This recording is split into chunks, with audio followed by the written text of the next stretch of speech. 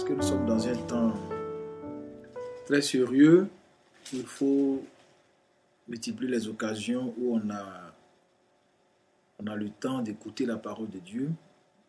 Quand Jésus est venu, pendant le temps qu'il a passé sur la terre, il prenait du temps pour enseigner les disciples, pour enseigner ceux qui venaient l'écouter. Il y a même des textes qui disent que des gens l'ont suivi pendant trois jours dans le désert sans manger. Passait seulement le temps à écouter la parole. C'est pour cela qu'il s'est senti obligé de multiplier le pain pour qu'il mange. Il y a un texte qui dit ça. Pendant 3 jours, ils l'ont suivi. Ils l'ont suivi, ils n'avaient pas d'autre intérêt que de le suivre pour écouter ce qu'il dit. Par là, on comprend que la parole de Dieu, c'est très important. Qu'on oublie de manger, qu'on suive quelqu'un comme ça pendant 3 jours, à l'écouter, annoncer les enseignements du royaume de Dieu, c'est important. Quand on réfléchit, on se rend compte que c'est important. Aujourd'hui, on ne peut pas passer 3 jours comme ça à écouter un prédicateur. Ça, c'est trop. Même si on a le temps. Mais on n'a plus le temps même d'écouter la parole de Dieu. Quand on va à l'église, c'est pour quelques 2 heures de temps et puis après, on passe à autre chose. Les gens aujourd'hui n'ont plus le temps pour la parole de Dieu. Et ça aussi, Jésus l'a dit. Il a dit que à la fin des temps, les gens auront des comptes à rendre à Dieu. Parce qu'il a dit que au temps de Salomon, il y a une reine, la reine de Séba, qui a quitté l'Afrique, qui est allée jusqu'en Israël, à Jérusalem, pour aller écouter la sagesse de Salomon. Parce que Salomon était très populaire à l'époque. Les gens rendaient de lui un bon témoignage, que c'était un roi très sage, très intelligent. Donc, les gens se déplaçaient pour aller l'écouter. Et cette reine-là a fait une forte délégation. Elle est allée, elle a quitté l'Éthiopie de l'époque. Elle est allée jusqu'à Jérusalem pour écouter le roi Salomon parler, enseigner, dire des choses intelligentes. Elle est allée voir ses réalisations, tout ce qu'il a pu réaliser par son intelligence, par sa sagesse, la disposition de son armée, l'organisation de son palais, de ses serviteurs, et tout ça. Et elle a même dit à Salomon que j'ai vu plus que ce que j'ai entendu à ton sujet. Et Jésus a dit en relation avec cela que les hommes auront des comptes à rendre. Parce que si une reine pouvait se déplacer à l'époque pour aller écouter Salomon, un homme, alors que lui, Jésus, il est plus que Salomon, combien de fois les hommes ne devaient-ils pas se disposer à écouter la parole de Dieu? Qu'est-ce qu'il voulait dire? Mais aujourd'hui, mes frères et sœurs, on n'a plus le temps pour la parole de Dieu, pour les choses de Dieu. Ce soir, je voudrais qu'on regarde un texte dans la Genèse, parce que on s'est rendu compte, nous les prédicateurs, que les plus incrédules dans le monde d'aujourd'hui, ce sont les chrétiens. C'est paradoxal, mais c'est la vérité. Ceux qui sont dans les églises, ils sont plus incrédules que ceux qui sont hors des églises. Parce qu'il y en a qui vont à l'église sans but, sans objectif. Ils ne savent pas pourquoi ils vont, ou bien ils vont par formalisme. C'est-à-dire que on est issu d'une famille chrétienne, catholique ou bien protestante. Donc, pour faire comme les parents, on va à l'église. Ou bien le dimanche, il n'est pas bien de rester à la maison parce qu'on a une tradition chrétienne. Donc on va à l'église écouter le prédicateur ou bien le prêtre. Et quand on sort de là, c'est fini. C'est ce que nous remarquons, nous les prédicateurs. Ceux qui sont à l'église sont plus incrédules que ceux-mêmes qui ne vont pas. Et cette incrédulité, Jésus en a parlé en relation avec notre génération, parce que quand Jésus est venu, il a annoncé tous les événements qui devaient arriver dans l'église et dans le monde avant la fin. Et on retrouve tous ces textes-là dans les évangiles. Quand vous lisez Matthieu 17, Matthieu 24, par exemple, ça parle de ça. Marc chapitre 13, Luc 21, Luc 17. Il y a des passages dans les évangiles où Jésus a annoncé des événements importants concernant la fin des temps. Tout ce que les hommes vivent aujourd'hui, tout ce que l'Église vit, tout ce qu'il y a dans la politique mondiale, tout ce qu'il y a dans les catastrophes naturelles, Jésus a déjà tout dit. Même ce qui concerne Israël, comment ça va finir ce conflit, tout est déjà écrit dans la Bible. Et ceux qui sont instruits savent la fin de toutes ces choses-là. Il y a un texte dans Genèse chapitre 6 qui parle un peu de la première destruction du monde qui a eu lieu au temps de Noé. Je voudrais qu'on lise quelques portions d'écriture là-bas que je vais commenter. Genèse chapitre 6, à partir du verset 5, il a écrit ceci. L'Éternel vit que la méchanceté des hommes était grande sur la terre et que toutes les pensées de leur cœur se portaient chaque jour uniquement vers le mal. L'Éternel se repentit d'avoir fait l'homme sur la terre et il fut affligé en son cœur. Et l'Éternel dit, j'exterminerai de la face de la terre l'homme que j'ai créé, depuis l'homme jusqu'au bétail, aux reptiles et aux oiseaux du ciel, car je me repens de les avoir faits. Mais Noé trouva grâce aux yeux de l'Éternel. Voici la postérité de Noé. Noé était un homme juste et intègre dans son temps. Noé marchait avec Dieu. On vient au verset 13. Alors Dieu dit à Noé, la fin de toute chair est arrêtée devant moi, car ils ont rempli la terre de violence. Voici, je vais les détruire avec la terre. Fais-toi une arche de bois de gopher, tu disposeras cette arche en cellules et tu l'enduiras de poids en dedans et en dehors. On peut s'arrêter là. On vient au verset 18. Mais j'établirai mon alliance avec toi. Tu entreras dans l'arche, toi et tes fils, ta femme et les femmes de tes fils avec toi. De tout ce qui vit, de toute chair, tu feras entrer dans l'arche 2 de chaque espèce pour les conserver en vie avec toi. Amen. Ce texte, même jusqu'au chapitre 7, parle de ce qui s'est passé avant. Parce que il y a eu déjà un premier monde qui a été détruit. Le déluge. L'histoire en parle, la Bible en parle.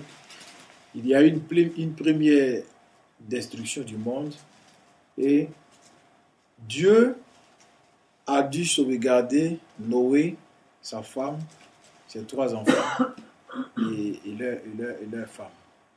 Donc il y a eu au total 8 personnes qui ont été sauvées de ce déluge. Et ce sont ces 8 personnes, plus les espèces, les animaux qui sont entrés dans l'arche, qui ont reconstitué l'humanité dans laquelle nous sommes aujourd'hui. Et Jésus, quand il est venu, il a annoncé les temps dans lesquels nous vivons présentement et il a dit que ces temps-là seraient comme les temps de Noé. C'est écrit dans Luc chapitre 17. Les temps dans lesquels nous sommes aujourd'hui seraient comme les temps de Lot et aussi comme les temps de Noé. Pourquoi? Parce que le monde dans lequel nous sommes aussi est voué à la perdition. Et tous les éléments qui devaient être réunis pour la destruction du monde aujourd'hui sont réunis comme c'était réuni au temps de Noé. Quand l'Écriture dit par exemple que l'Éternel vit que la méchanceté des hommes était très grande sur la terre et que toutes les pensées de leur cœur se portaient chaque jour uniquement vers le mal. Vous voyez? Pour nous qui sommes des chrétiens. Ça, c'est le premier constat que Dieu a fait. Que la méchanceté des hommes s'est accrue. Les hommes sont devenus méchants. Et chaque jour, leur cœur est uniquement tourné vers le mal. C'est-à-dire que l'homme a atteint un niveau où il ne vit que pour faire du mal. Il ne vit que pour faire du mal. Au temps de Noé, les hommes ne vivaient que pour faire du mal, pas pour faire du bien. Et ça a irrité Dieu le Créateur. Et donc il a pris la décision d'exterminer les hommes. Parce que on doit comprendre que c'est Dieu qui décide. Un homme normal qui a tous ses sens doit comprendre que c'est Dieu qui décide dans les cieux et sur la terre. Aucun chef d'État ne décide, aucun gouvernement ne décide, aucune grande puissance ne décide, aucune puissance militaire ne décide. Dans les cieux comme sur la terre, Dieu seul décide de l'avenir des hommes. Mais l'incrédulité a tellement atteint le cœur de l'homme que les hommes ne croient plus en Dieu. Parce que tout autour de nous est mis en œuvre pour qu'on ne croit pas en Dieu. Et c'est l'ennemi qui fait ça. Parce que les chrétiens ont un ennemi dont la Bible parle, c'est le diable. Donc, il fait tout pour que les hommes ne croient pas que Dieu existe et que c'est Dieu qui décide de leur sort. Donc, l'homme s'est confié dans l'argent, l'homme s'est confié dans son boulot, l'homme s'est confié dans sa famille, l'homme s'est confié dans beaucoup de choses. Hein. Vous savez qu'aujourd'hui, il y a beaucoup de choses, de philosophie, il y a beaucoup de choses dans lesquelles les hommes se confient. Sauf en Dieu. Sauf en Dieu. Et on n'a pas assez de temps pour l'adoration. Moi, quand Dieu m'a appelé à prêcher, la mission qu'il m'a confiée, c'est toujours d'interpeller, quand j'ai l'occasion, la conscience de ceux qui se disent chrétiens. Celui qui dit « je suis chrétien », sa conscience doit être interpellée. Parce que dans le temps où nous sommes, il est très difficile de rencontrer la foi véritable dans la vie de ceux qui te disent croyants. On va s'asseoir à l'église, mais en réalité, on ne croit pas. On ne croit pas, on n'a pas d'objectif en allant à l'église. Les hommes d'aujourd'hui peuvent avoir des objectifs pour la famille, des objectifs pour leur boulot, mais en réalité, ils n'ont pas d'objectif pour la foi, pour la vie chrétienne. Ils vont à l'église parce que il faut y aller. Alors qu'il y a une condamnation qui a été prononcée sur le monde et qui suit son cours. Tous les signes que Jésus a annoncés pour la destruction du monde, ça suit son cours. Les différents niveaux qu'il a donnés, parce que Dieu a des niveaux dans la Bible. Il a des niveaux de méchanceté qu'il a déjà programmés. Quand les hommes atteignent ça, c'est fini. C'est la destruction. Pour Noé, ce temps est arrivé. Et ce que les gens faisaient de mal au temps de Noé se trouve dans Luc chapitre 17. Jésus a dit que les gens mangeaient, ils buvaient, ils se mariaient, ils mariaient leurs enfants. Ils vivaient, ils s'occupaient de rien. Et quand Noé leur a annoncé qu'il y a un déluge qui allait venir, il y a un jugement qui allait venir sur le monde, ils n'y croyaient pas. Ils ne croyaient pas parce qu'ils étaient occupés à autre chose. Et l'homme a tellement fait le mal que Dieu s'est repenti de l'avoir créé. C'est-à-dire que Dieu a regretté d'avoir créé l'homme. Parce que l'homme est devenu tellement méchant. Il est devenu un instrument de méchanceté dans la main de l'adversaire de Dieu, qui est le diable. Et c'est ce qu'on voit aujourd'hui. La dernière fois, j'ai évoqué la question de l'homosexualité. En France, les gens ont manifesté contre ça. Mais Jésus a dit dans la Bible qu'un temps va venir où l'homosexualité va s'accroître dans le monde. Mais ce à quoi on ne pensait pas, c'est qu'en lisant ces versions, on ne savait pas que ça allait entrer dans l'église. Mais maintenant, c'est entré dans l'église. Et l'homosexualité a fini de gagner le monde. Il est maintenant entré dans le milieu des chrétiens. Pourquoi? Parce que quand les hommes se couchent, leur cœur ne pense qu'à faire le mal, à faire du mal à Dieu, faire du mal à la loi de Dieu, prendre des lois qui vont contre la loi de Dieu et justifier ça par un langage astucieux. Tout le monde a droit à la liberté, chacun peut faire ce qu'il veut, c'est ça. Jusque dans l'église, c'est la méchanceté. Mais quand vous faites du mal à celui qui a créé l'homme, mais un jour vient où il se fâche, il s'énerve, c'est comme nous les hommes. Quand on te maltraite, arrivé un instant au moment où tu n'en peux plus, et comme on le dit en français, tu pètes les plombs, et puis tu te manifestes dans ta colère. C'est la même chose qui va arriver avec Dieu. Quand on fait le mal, arrivé à un certain moment, à un niveau où Dieu ne peut plus, il s'énerve et puis il détruit tout. Il détruit tout. Et quand Dieu détruit, il détruit. Parce que Dieu, c'est les extrêmes. Les hommes sont méchants, mais Dieu aussi est difficile. Quand Dieu veut détruire, c'est fini. Il donne des ordres aux anges et puis, bon, il s'exécute. Et c'est fini. C'est ce qu'il a fait ici. Il dit, j'exterminerai de la face de la terre l'homme que j'ai créé. L'homme jusqu'au bétail, aux reptiles et aux oiseaux du ciel, car je me répands de les avoir faits. Ça ne coûte rien à Dieu de détruire ce qu'il a créé. Il a détruit les hommes, il a envoyé une pluie. Il a plu jusqu'à ce que tout le monde meure. 40 jours de pluie. Ils sont tous morts. Seulement Noé a été sauvé. Noé avec sa famille. Et les couples d'animaux qui sont entrés dans l'âge. Tout le reste a péri. Et les apôtres nous ont dit que si Dieu a détruit l'ancien monde, croyons qu'il viendra également détruire le monde dans lequel nous sommes comme il a averti, il va le faire. Donc, ce qu'on doit faire, mes frères et sœurs, chacun pour sa part, c'est de nous construire une hache.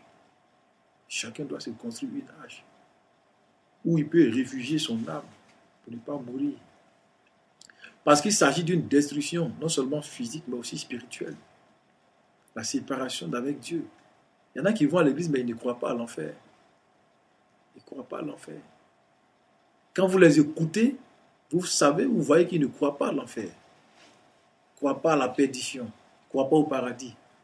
Ils vont à l'église parce qu'il faut y aller. Il ne faut pas rester à la maison le dimanche.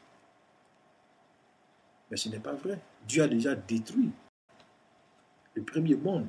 Et il y a des historiens qui ont découvert, je crois, sur une montagne, l'âge de Noé. Ils ont découvert un bateau, les restes de quelque chose qui ressemble à l'arche. Ils sont allés faire des études. Moi, j'ai lu ça quelque part. Donc, si Dieu a détruit le premier monde, ne pensons pas que si une deuxième destruction est annoncée, ça ne va pas se produire, ça va arriver. Donc, chacun doit se construire une hache. Et aujourd'hui, pour nous, comme nous sommes dans un domaine vraiment spirituel, pour nous, il s'agit d'avoir une hache spirituelle. Chacun doit se construire une vie spirituelle, une vie que Dieu agrée, une vie épargnée de cette destruction. Et Jésus a dit que celui en qui sa parole se trouve, lui, il ne périra jamais. Donc celui qui croit la parole de Dieu, qui la reçoit, qui a expérimenté une réelle nouvelle naissance, celui-là, il sera épargné.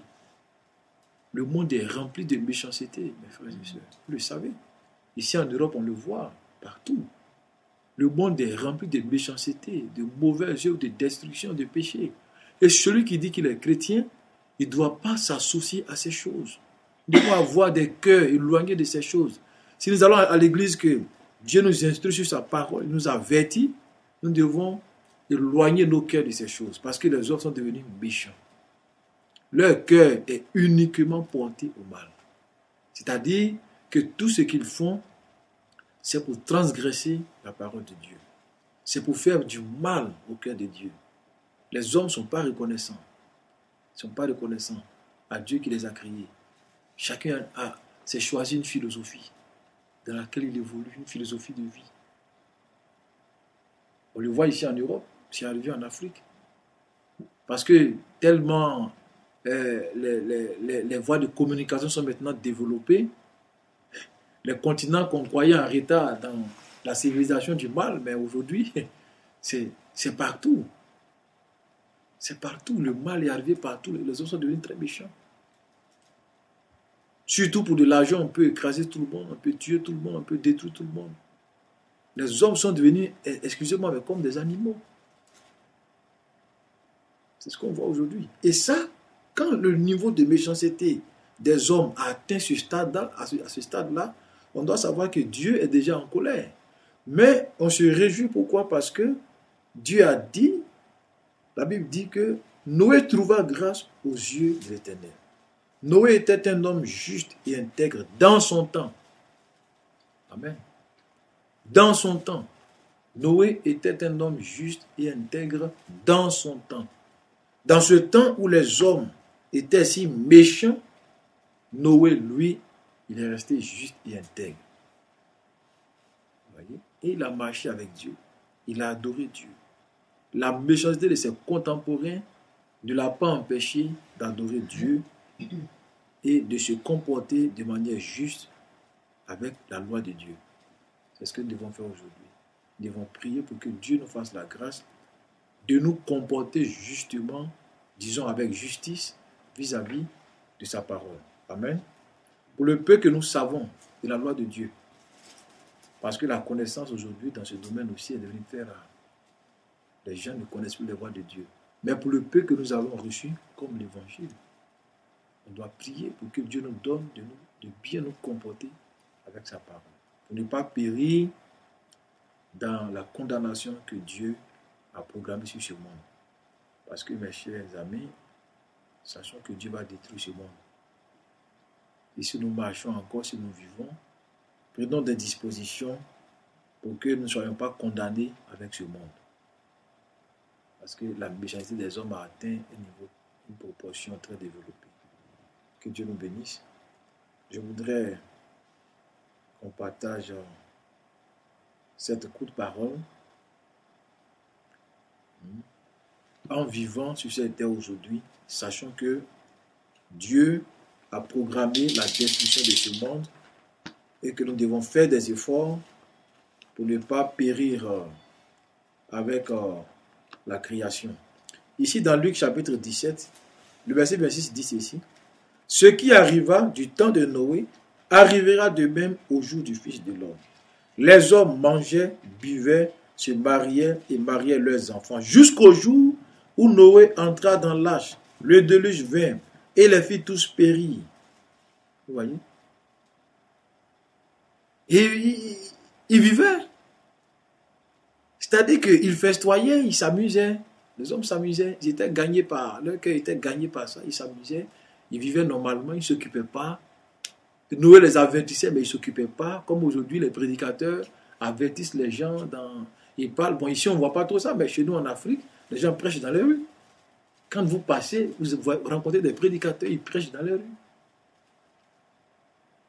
Pour dire que Jésus-Christ revient à prêter vos cœurs, séparez-vous du péché, séparez-vous de la mondanité, consacrez du temps à Dieu parce que Jésus-Christ revient.